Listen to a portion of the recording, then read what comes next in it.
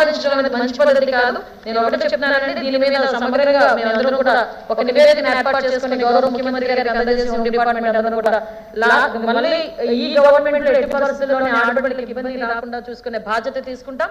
At the same time ఈ రోజు వరకు ఎవరైతే ట్రేస్ అవుట్ అవ్వలేదో, కొన్ని ట్రేస్ అవుట్ అవని, కొన్ని ట్రేస్ అవుట్ అవ్వలేదు, ట్రేస్ అవుట్ అవ్వని కేసెస్ అన్నింటినీ కూడా ఏ విధంగా ట్రేస్ అవుట్ చేయాలని దాని మీద ఒక కమిటీ కూడా ఏర్పాటు చేసుకుని ముందుకెళ్తామని సభ్యులందరికీ కూడా తెలియజెప్పుకుంటున్నాను.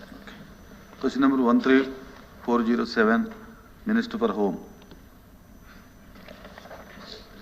అధ్యక్ష, అవునండి, stipendiary cadet trainee, sub inspector of police, civil women and men, reserve sub inspector of police, APSP పురుషులు మరియు stipendiary cadet trainee, SCT police constables పురుషులు మరియు మహిళలు, పోలీస్ కానిస్టేబుల్ పోస్టుల కోసం రాష్ట్ర స్థాయి పోలీస్ రిక్రూట్మెంట్ బోర్డు 2 నోటిఫికేషన్లు జారీ చేసిందనే విషయం వాస్తవమే.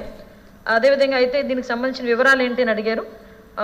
Stipendiary cadet trainee, sub inspector of police, reserve sub inspector of police post నిమిత్తం 28/11/2022 తేదీన 315 ఎస్సిటి ఎస్ఐలు, అదేవిధంగా సివిల్ పురుషులు మహిళలు పోస్టులు మరియు 96 ఏపీఎస్పీ ఆర్ఎస్ఐ ఏపీఎస్పీ పురుషుల పోస్టుల కోసం నోటిఫికేషన్ జారీ చేయడం అయింది.